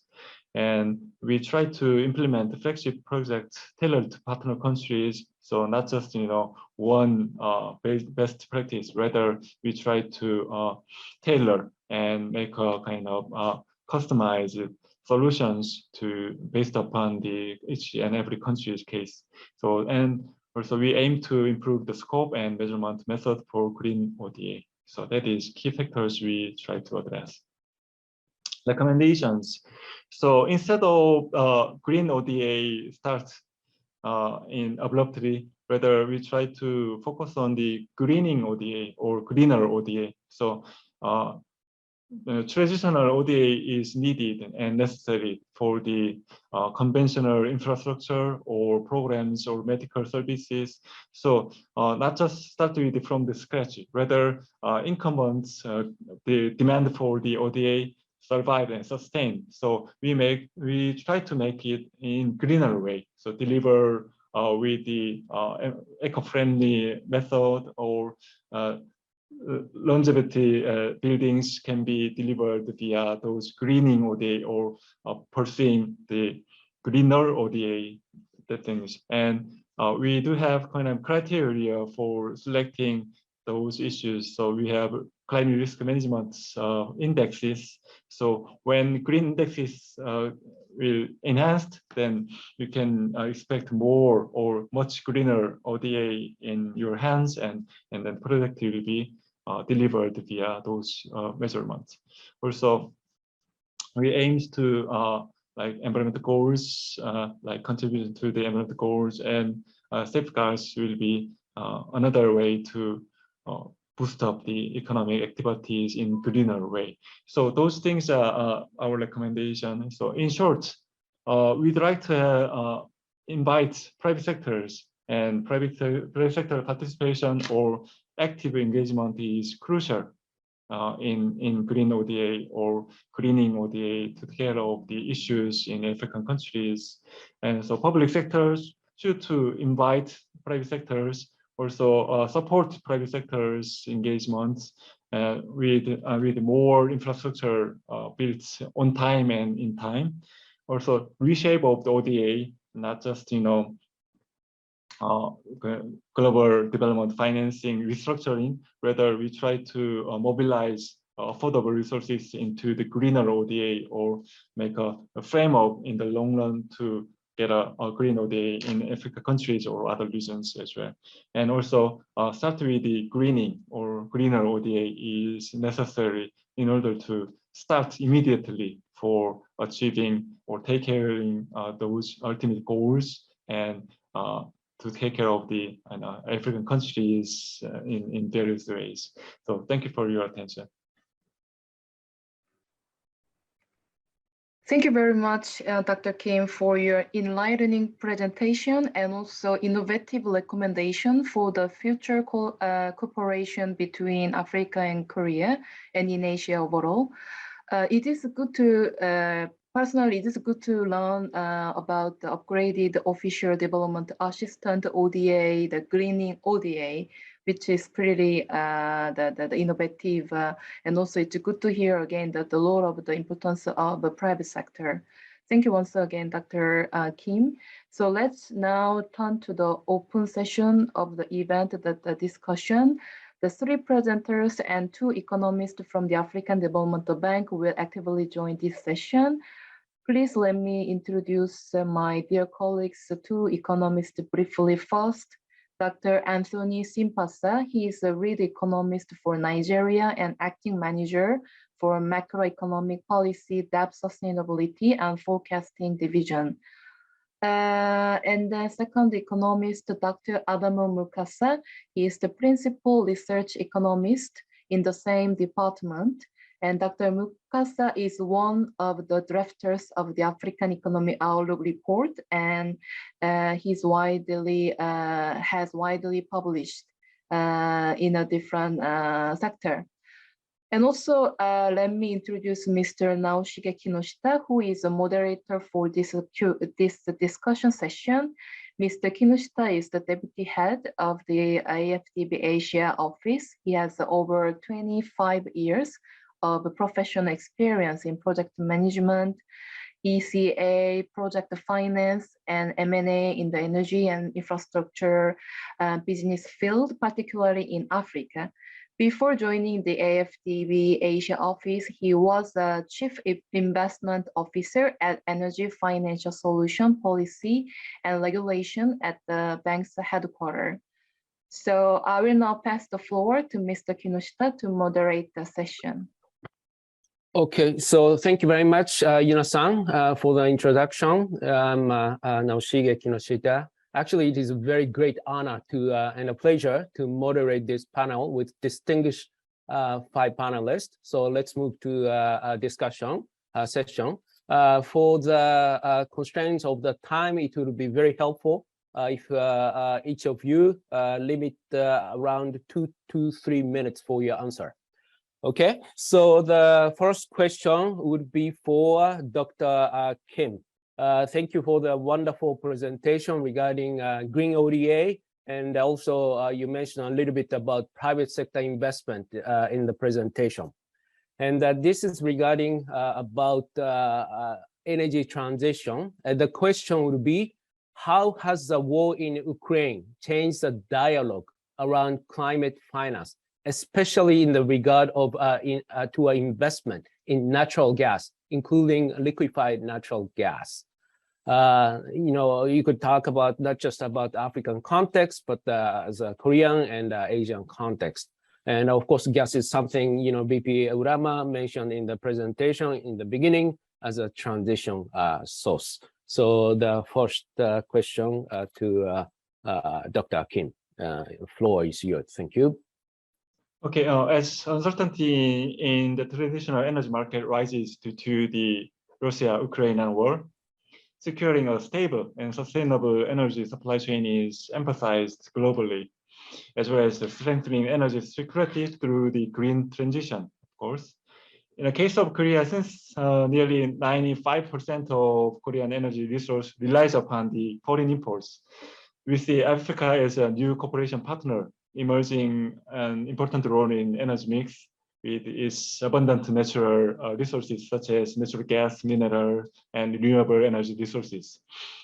As per the current energy crisis we are facing, most countries are looking for alternative energy resources.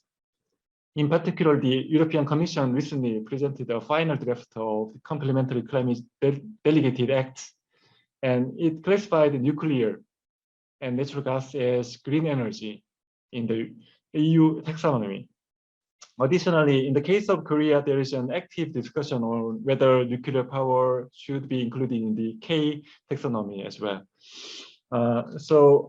In addition, this indicates that the role of natural gas in the decarbonization process has been highly recognized, and investment in natural gas development and infrastructure construction should be expanded from a medium-term perspective.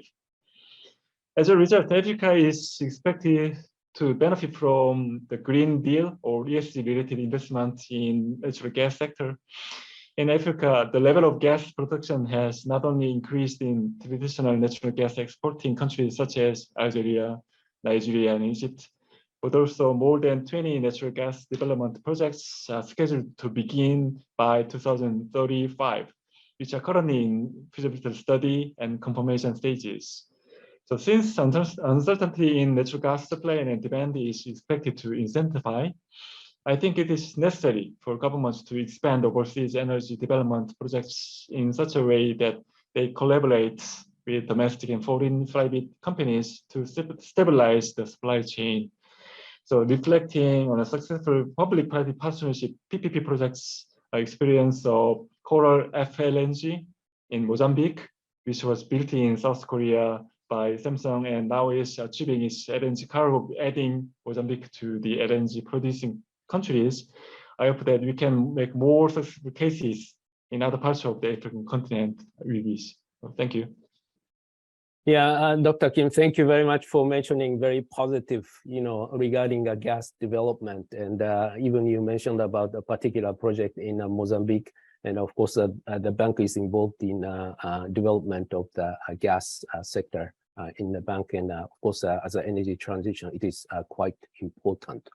Yeah, so because of the time constraints, I would like to move to the second question, which is for Dr. Dawang from Terry.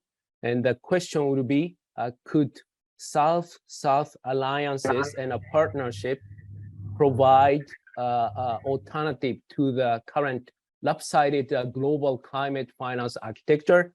How could such partnership be structured and financed? This is a little bit tricky question, but the floor is yours. Thank you.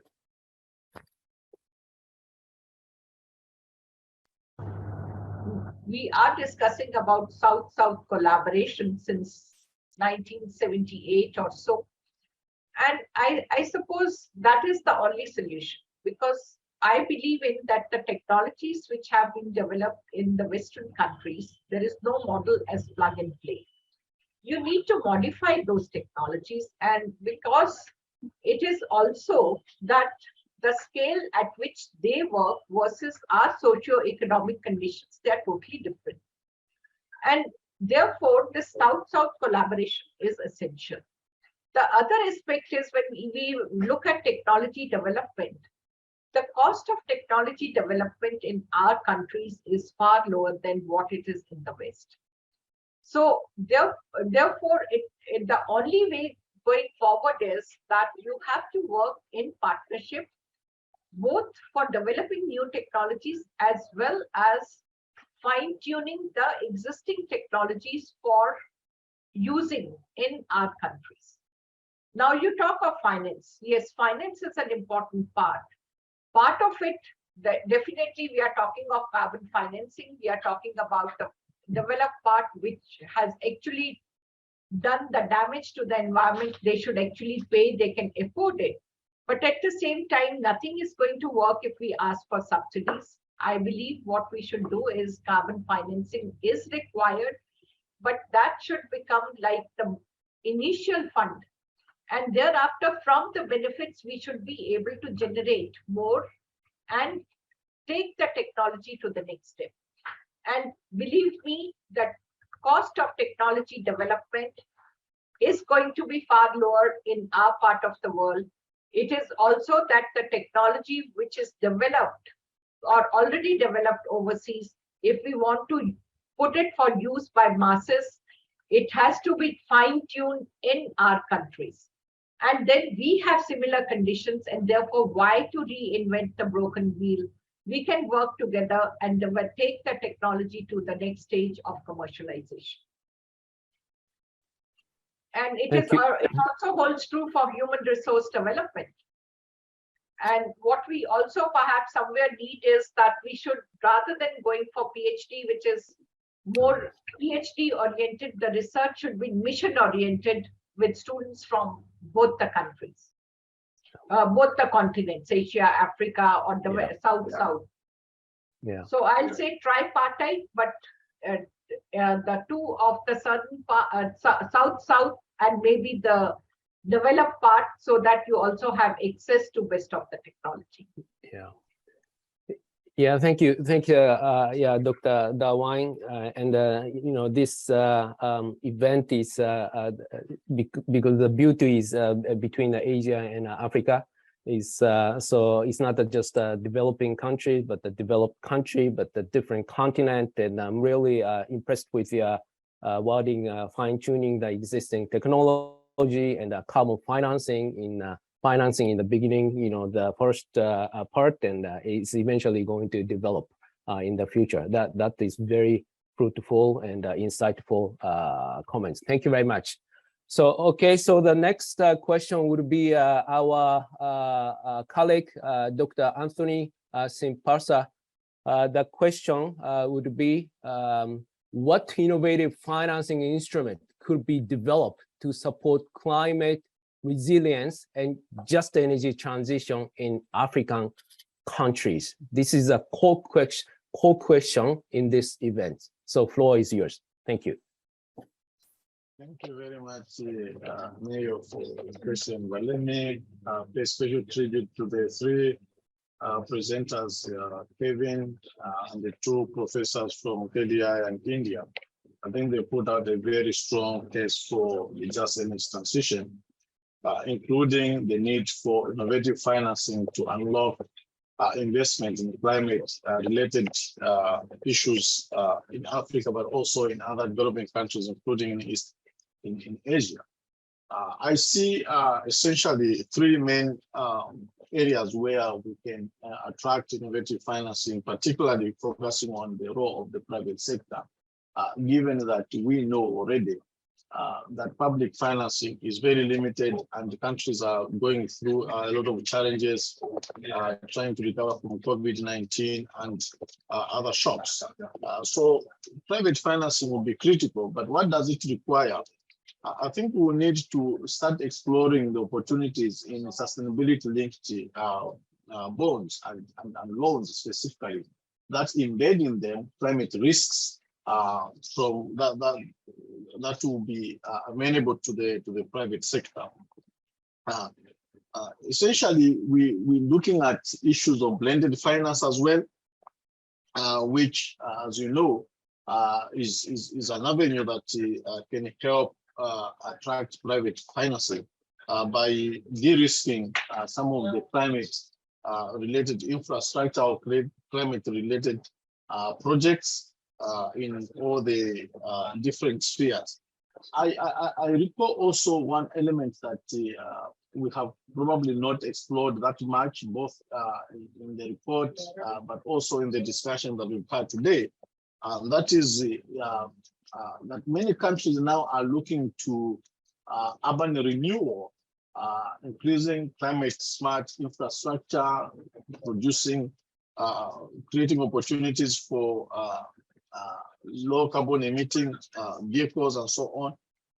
But we also know that the many cities in Africa, especially, do not have the capacity, at least presently, to explore opportunities for green bonds that will help create or attract investment in urban renewal. So the green city bonds, I think, present an important innovative source of financing to develop green infrastructure that will support the greening of our cities.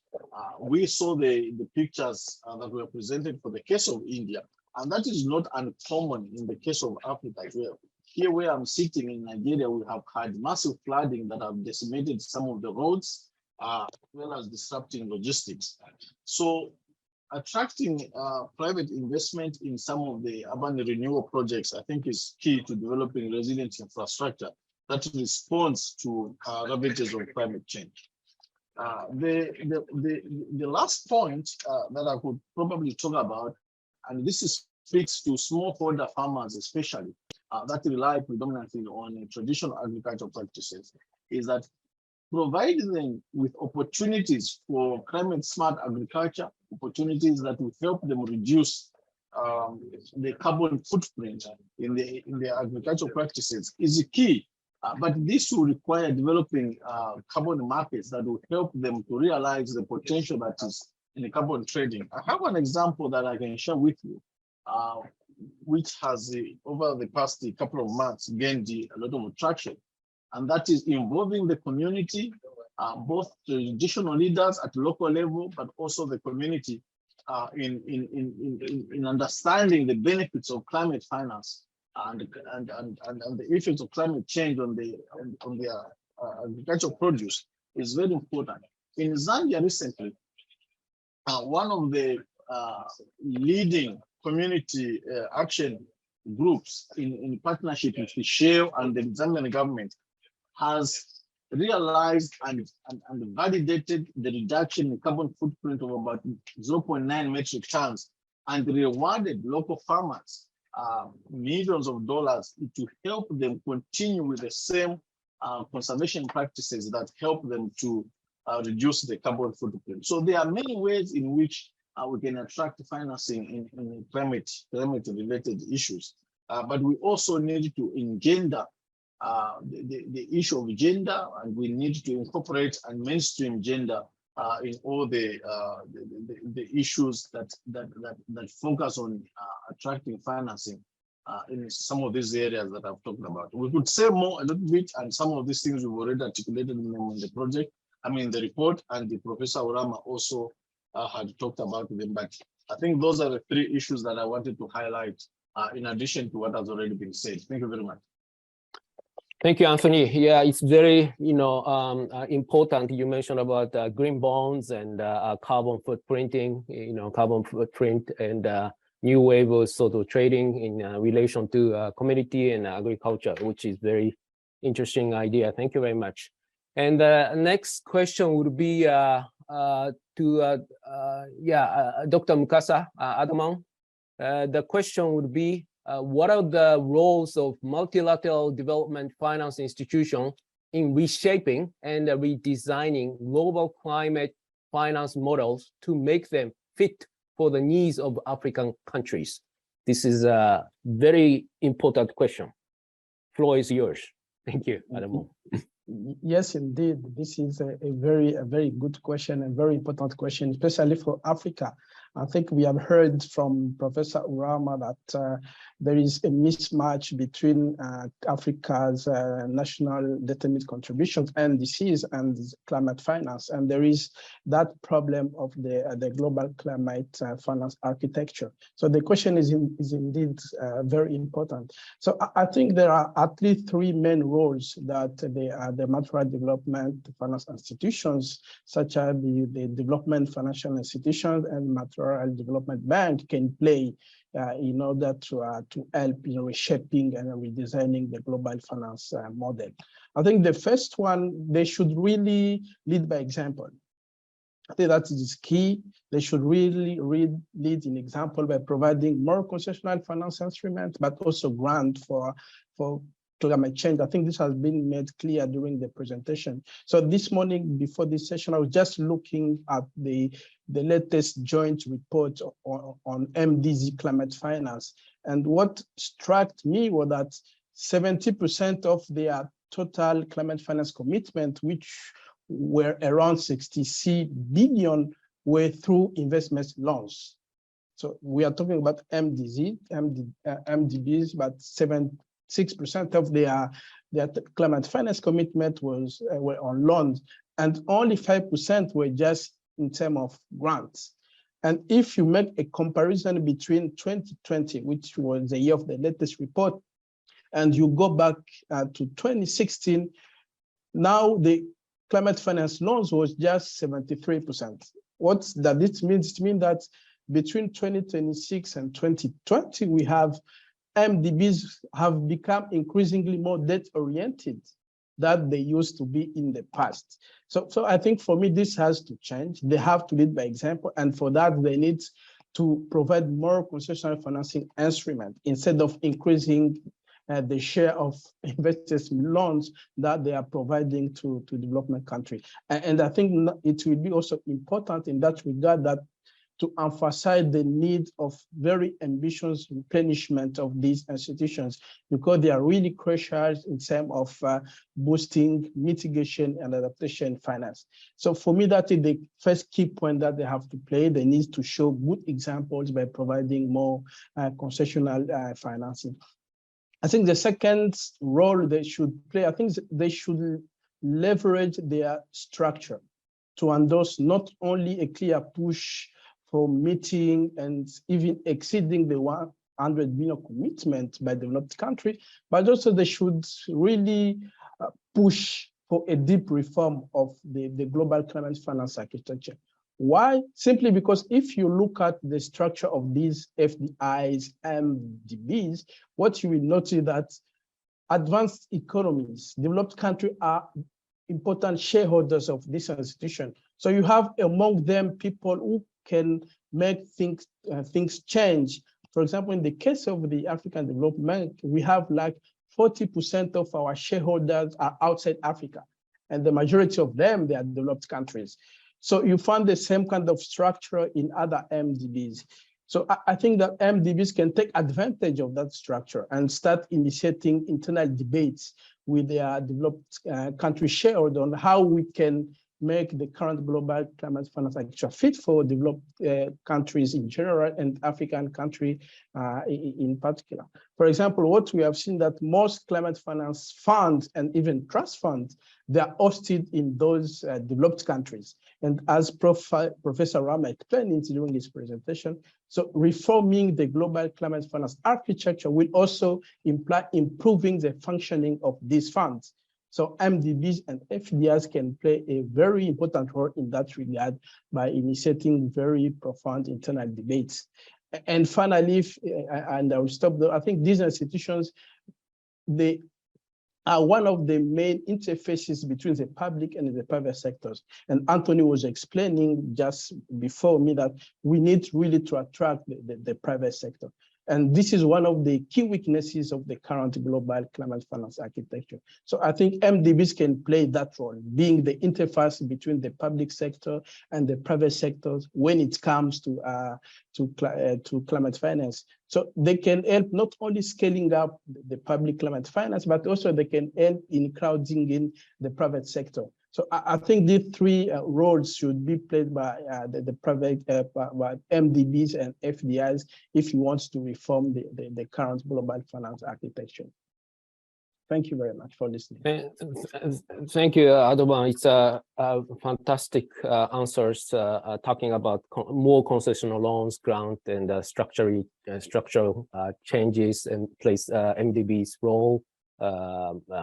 You know, the shareholders, developed countries and African countries, we are providing African voice in COP26, and probably we will provide more voices in the COP27 after a few weeks. And of course, PPP, public-private relations, is extremely important. Thank you very much, Adamo. And the last question would be VP Urama, and this is an extremely important question. And how is the AFDB advancing a climate finance architecture more favorable to African countries? How can we leverage the partnership with Asian economies to deliver on climate finance to Africa? Yeah, of course, you mentioned about climate action window based on ADF in the presentation and etc. But this is more like relationship, partnership with Asian economies. So floor is yours. Thank you. Okay, thank you very much for that question. And for the African Development Bank Group has really been a leader in terms of championing, climate transitions in Africa. And there are several initiatives that the African Development Bank has instituted as vehicles. We have AFAC, which is a financing, collaboration with finance ministers and central bank governors, and also the private sector, to help mobilize climate finance for Africa. But we also are hosting the Africa Global Adaptation Initiative that is aimed at mobilizing up to $25 billion in climate financing for Africa. And if we talk about partnerships with Asia, it is His Excellency Ban Ki-moon who is actually leading the global effort on these adaptation initiatives and working with the African Development Bank very, very closely. And through several initiatives that we have, because like I've mentioned before, climate financing for us in Africa is about development financing. And as you know, we have several initiatives that we're working with China, like the China Africa Energy Financing Facility, that is focusing on mobilizing cleaner energy options for Africa. All these are parts of how to finance climate on the continent. And then we see a lot of collaboration that can be done with Asian continent, especially Japan, South Korea, China, India, and so on, in terms of technology sharing and knowledge sharing. A lot of the work that JICA does with us, the TICAD work that we're doing together, all these are platforms through which we can actually accelerate green development on the continent. Because for me, the issue of diverging climate finance from development in general in Africa is like a misnomer. So actually, those platforms are very veritable for us. And also, if I speak specifically about Japan that is hosting this, Japan is known for its quality infrastructure, and so is other countries in Asia, like South Korea, India, and the rest of them. So those technology sharing that will allow Africa to transit to cleaner development pathways are very good ways of supporting climate financing and adaptation finance in Africa. Thank you very much.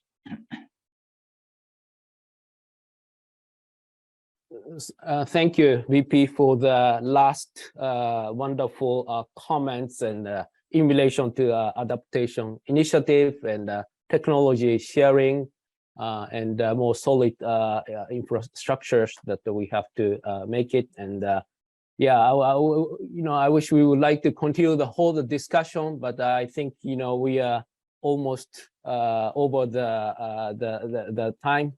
So I think I should give the floor back to Yuna-san. And I guess Q&A session, we cannot have it, right? So I guess a lot of questions has been already answered by writing. So yeah, Yuna-san, give the floor back to you. Thank you. Thank you very much, Mr. Kinoshita, for moderating this very informative session, and thank all the speakers for their excellent, thought-provoking talks. Importantly, also, I would like to thank all the participants. Without your input and great questions, this event would not have been the success it has. So we answered lively all 21 questions from the floor via chat box and via Q&A chat box. Yeah, a few points before I close the event that I also wanted to salute the effort and great support of our colleagues at the Asia office and the ECMR and African Development Institute called ADI team, and also Dr. Eric Ogunleye, acting manager of AFDB Policy Management Division. We also greatly appreciated the support from the IT staff members, Tanya Dorsaf, and Communication Department, Yolan and Raquel, in covering our event, and also the 10 excellent interpreters, and also we are grateful to all those who have been involved in organizing the event, especially India's Energy and Resources Institute, TERI, and Korea's Korea Development Institute. Before closing the event, I wanted to share the information about the AFDB's Asian language website in Chinese, Japanese, and Korea, which were launched in 2015 and have been managed by the AFDB Asia office. The latest information on AFDB's initiative, project activities, and upcoming events will be available on the website. And also please note that today's presentation slides will be also posted on this Asian language website in a few days. Also, you can download the AO highlights in Chinese, Japanese, and Korean that have already been published and posted on the Asian website. So thank you so much to each one of you for actively participating in today's event. We thank you and we will be in touch, and please stay safe. Thank you.